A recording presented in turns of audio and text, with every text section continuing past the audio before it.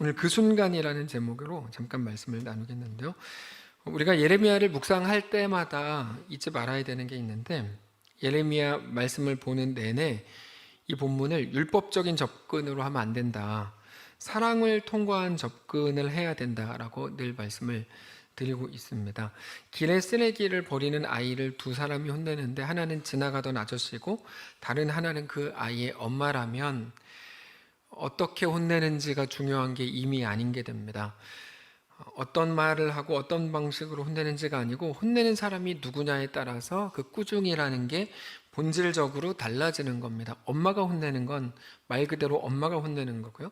지나가는 아저씨가 아무리 부드럽게 혼낸다 그래도 사실 기분이 나쁠지도 모릅니다.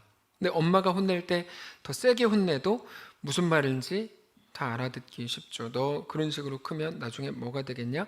아무데나 쓰레기를 버리는 그런 인성으로는 아무것도 못한다, 이렇게 얘기를 해도 무슨 말인지 알아듣죠.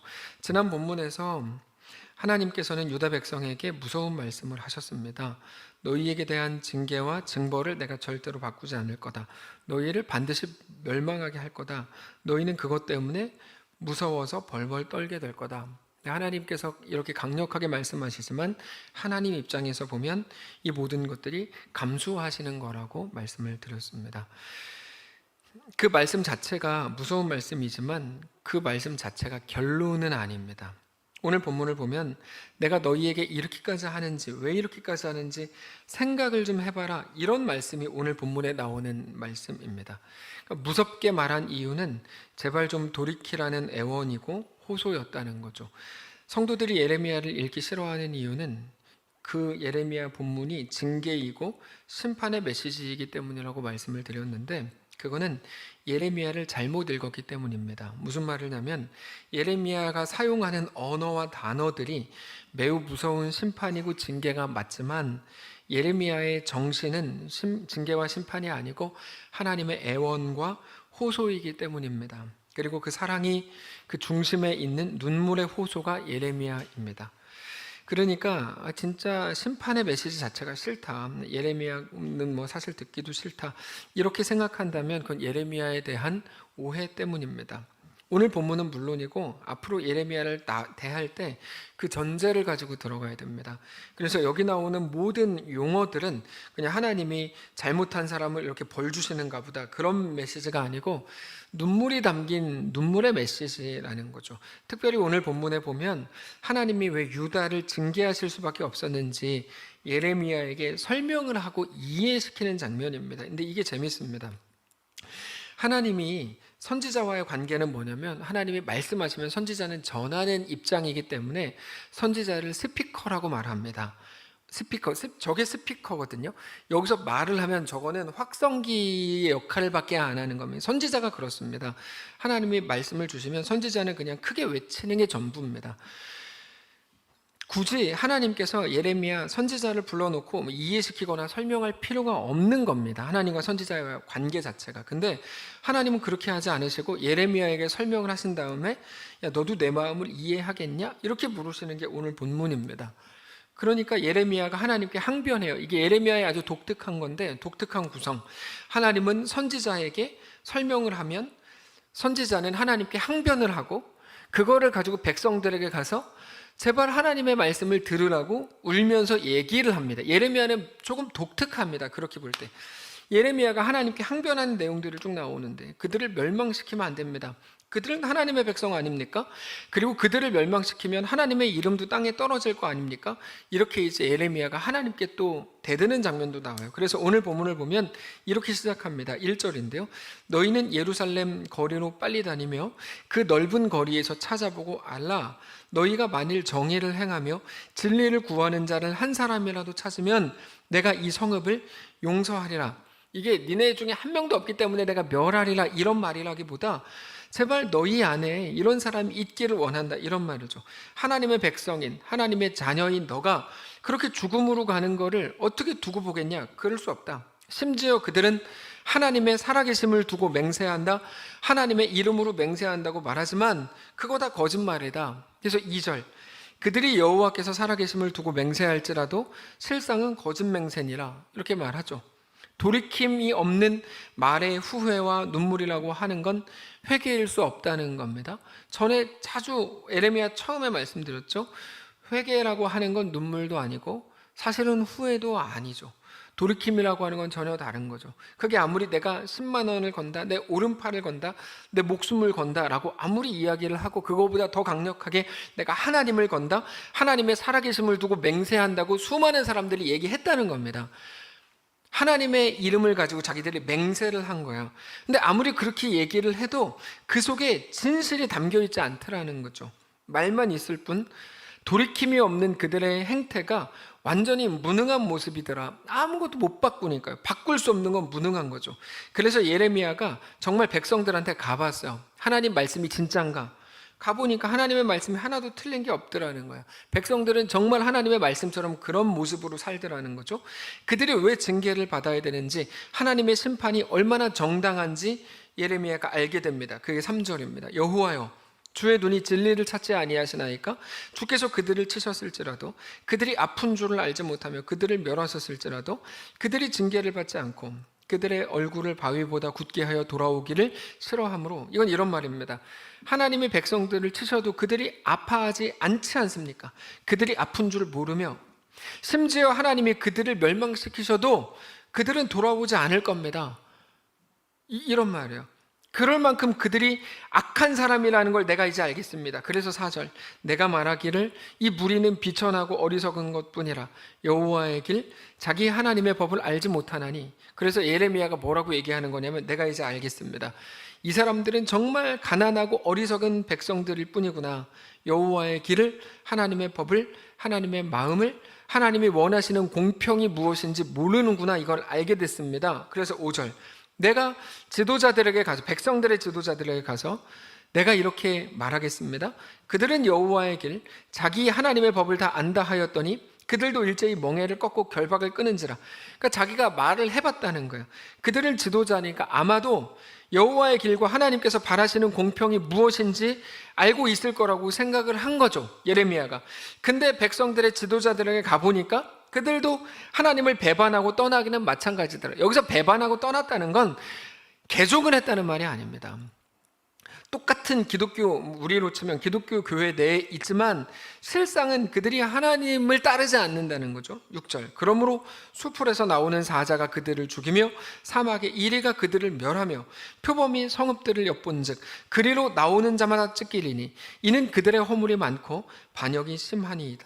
그러므로 사자가 숲속에서 나와서 그들을 칠 거고 늑대가 사막에서 나와 그들을 죽일 겁니다.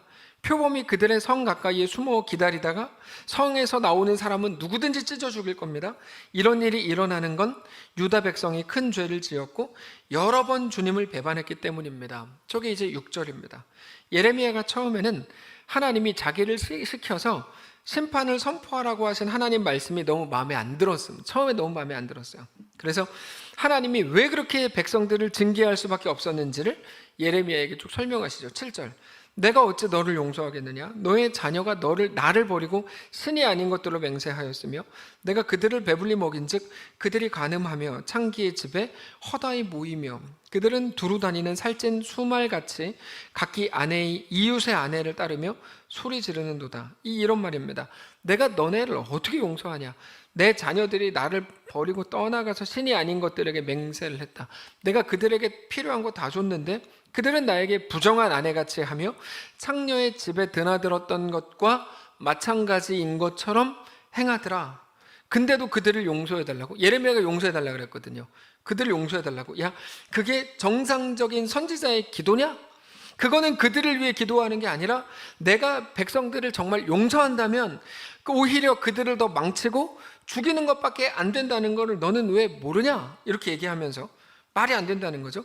자식이 죽음으로 가는 걸 보면서도 마음 상하게 하면 안 되니까, 관계가 깨지면 안 되니까 그러면서 두고 본다는 거는 사랑하지 않는 거 아니냐? 이렇게 9절, 여호와의 말이니라 내가 어찌 이 일들에 대하여 벌하지 아니하겠으며 내 마음이 이런 나라에 보복하지 않겠느냐?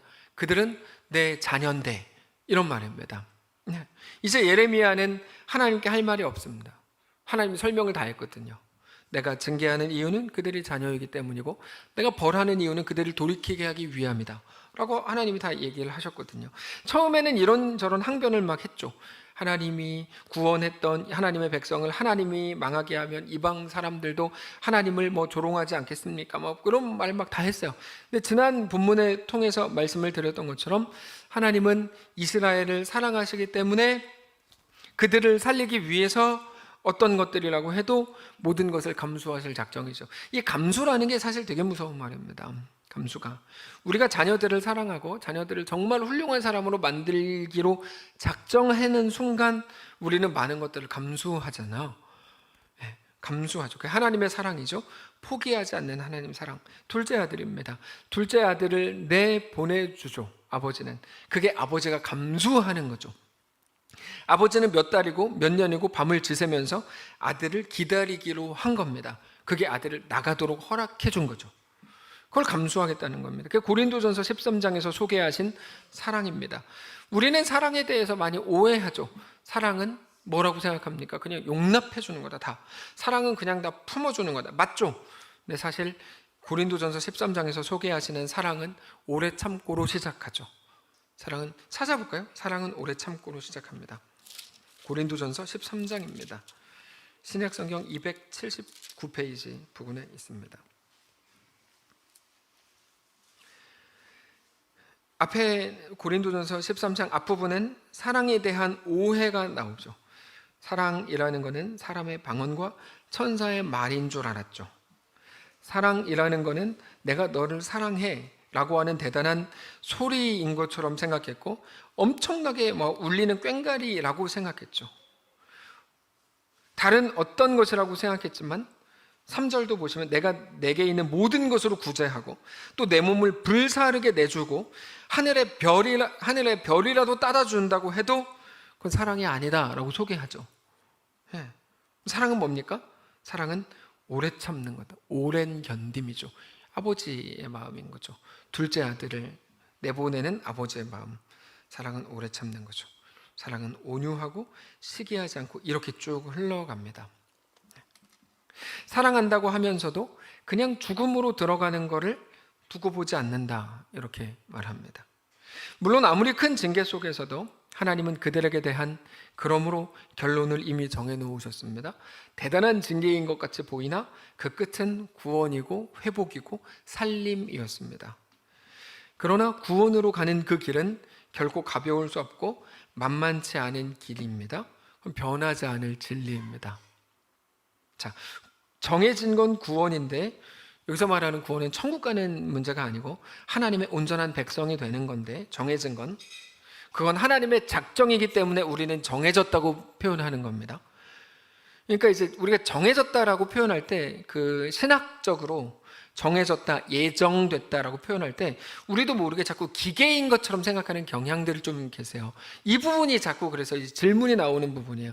하나님 뭐 내 거 다 뭐 정해놨다면서 이렇게 이제 질문이 나오는데 정해졌다고 할 때 하나님이 우리의 결론을 만들었다는 말인데 그거는 기계적으로 만들었다는 말이 아니고 하나님의 의지가 그렇게 강력하고 하나님의 신실하심과 성실하심이 완전하기 때문에 우리의 구원이 정해졌다고 표현을 하는 겁니다. 자, 그게 이제 예정이거든요. 정해진 거예요. 예. 그래서 구원으로 가는 그게 정해져 있지만 그 길 자체는 절대 가볍지 않죠. 만만치 않은 길이죠. 그건 변하지 않을 진리입니다. 그런데 그게 진리임에도 불구하고 우리가 순간의 감정이라는 함정에 빠지면 앞에 있는 거 보고 순간의 감정이라는 함정에 빠지면 하나님은 나를 사랑하지 않아 라고 생각하게 되는 거죠. 어제 이제 어떤 분이 찾아오셨어요. 그래서 이제 좀 진지하게 쭉 대화를 나누었어요.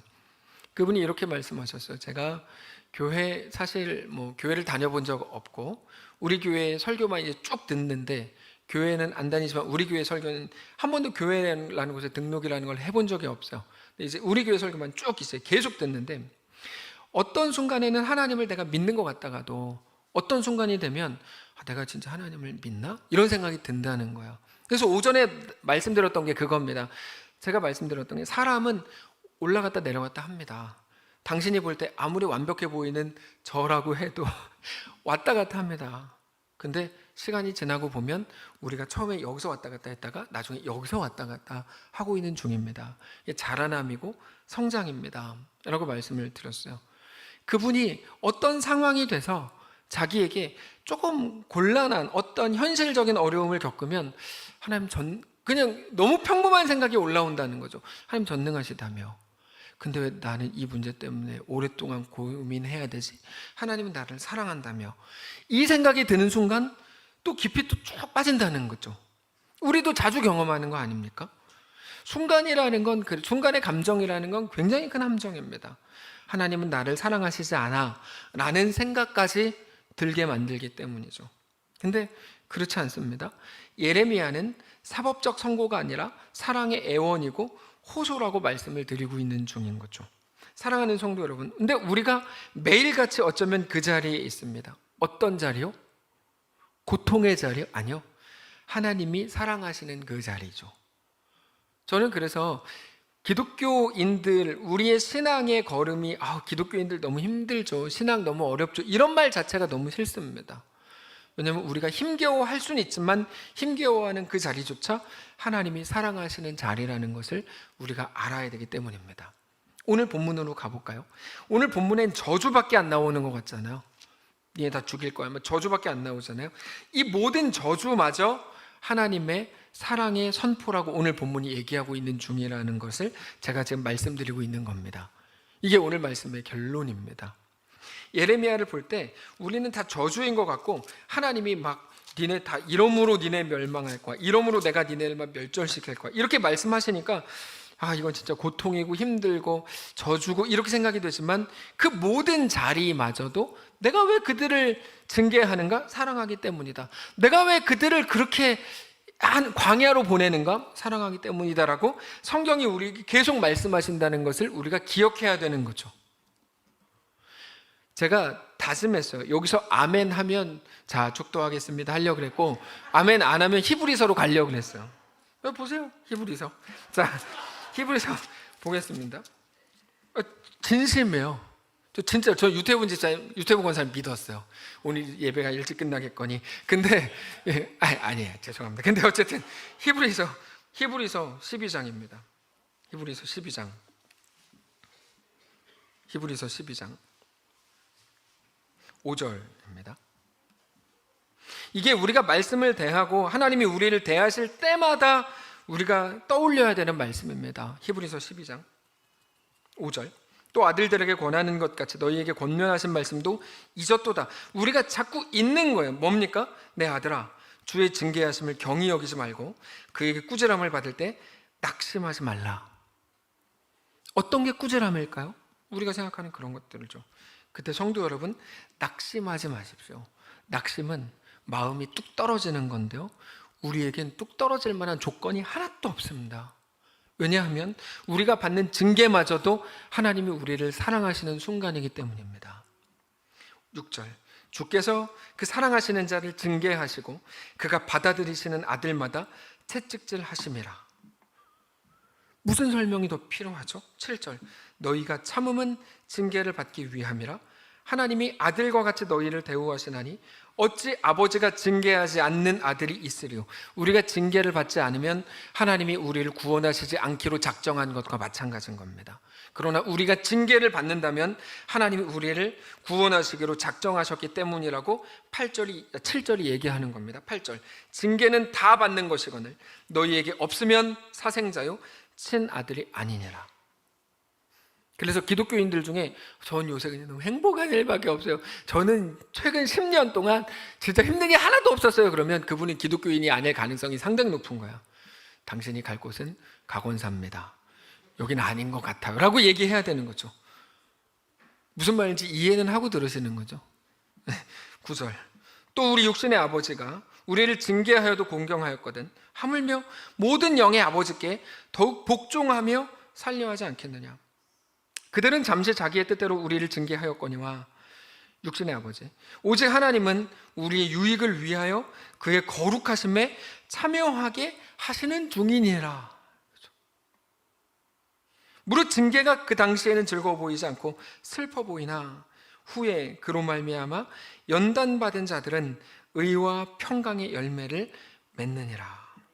그 말씀하시죠. 자, 들으셨죠? 아멘이 나왔어요. 자, 사랑하는 성도 여러분, 말씀을 정리하겠는데요.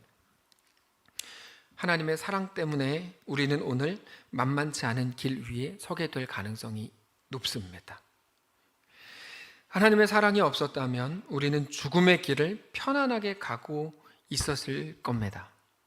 수술하지 않는 것이 당장은 편할지 몰라도 서서히 죽어가도록 놔두는 것과 마찬가지겠죠.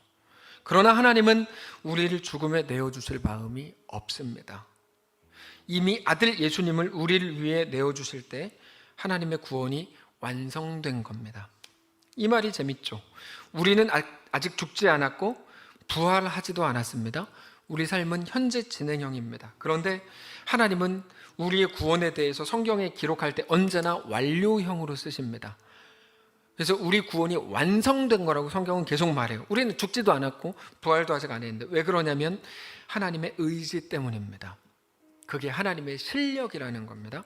변하지 않을 하나님의 의지가 오늘 우리를 가장 영광스럽게 이끌어 갈 것을 지금 계시는 고통의 자리에서 믿게 되시기를 바랍니다.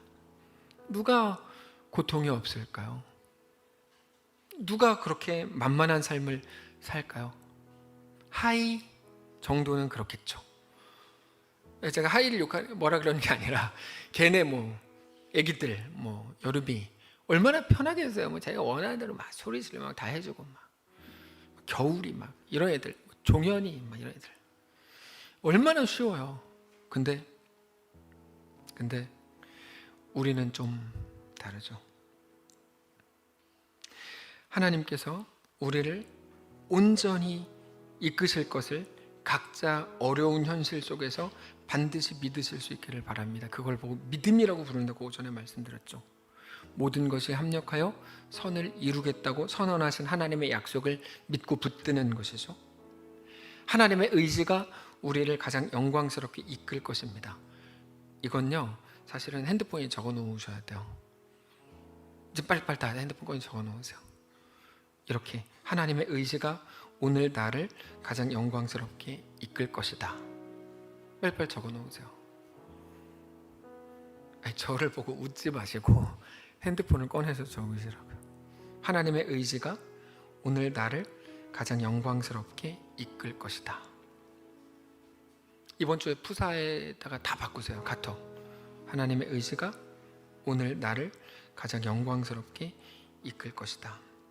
그러므로 사랑하는 성도 여러분, 오히려 우리의 고통과 힘겨움이 우리가 하나님께 사랑을 받고 존중을 받는 존재라는 증거가 된다는 것을 알게 되시기를 바랍니다.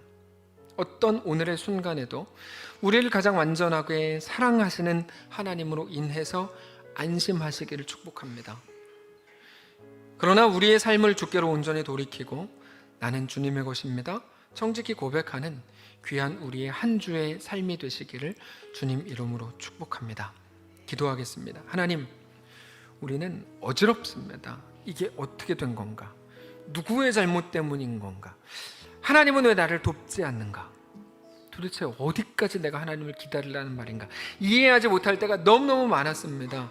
사실 말씀을 조금만 들여다보면 고통의 문제는 무엇 때문인지, 하나님은 나를 어떻게 생각하시고 어떻게 사랑하시는지 어렵지 않게 확인할 수 있었는데, 우리는 순간의 감정이라는 함정에 빠질 때가 너무나 많았습니다. 사랑하는 하나님, 이제 우리의 모든 상황들, 우리의 모든 아픔들 속에서 하나님의 의지가 오늘 나를 가장 영광스럽게 이끌 것을 믿고 신뢰하며 주 앞에 나아가는 사랑하는 모든 성도를 다 되도록 인도하여 주시옵소서. 하나님, 우리가 이번 한 주 동안 만나게 될 모든 사람들, 듣게 될 모든 혹은 마음에 안 드는 이야기들, 우리가 직접 보게 될 수많은 사람들의 원치 않는 눈빛들, 여러 상황들, 내 마음처럼 완성되지 않는 일들, 그 일들 속에서 끝내 하나님의 의지가 오늘 내 삶을 가장 영광스럽게 이끈다. 하나님은 살아계시다. 하나님 내 삶 속에 역사하신다. 분명한 믿음으로 이번 한 주 또 승리하며 살아갈 수 있도록 역사해 주시옵소서. 우리를 사생자요 그리고 친아들이 아닌 자처럼 대하지 아니하시고 우리를 사랑하는 아들로 사랑하는 딸로 대하시고 그러므로 나는 너에게 모든 것을 걸었다. 나는 너가 온전한 주의 백성이 되기까지 모든 것을 감수할 작정이다. 너만 혼자 울고 있는 거 아니다. 나도 같이 울고 있다. 그러므로 같이 일어나서 같이 걷자. 내 사랑하는 자야 라고 말씀하시는 음성 앞에 매일같이 귀를 기울게 하시고 그렇게 우리 주님과 믿음으로 어떤 길 위에 서고 어떤 곳 위에서도 담대하게 세워져 가는 사랑하는 모든 성도들, 사랑하는 우리 입장제일교회 성도들 다 되도록 축복하시옵소서. 우리와 함께 하시기를 간절히 원하며 살아계신 우리 주 예수님의 이름으로 기도합니다. 아멘.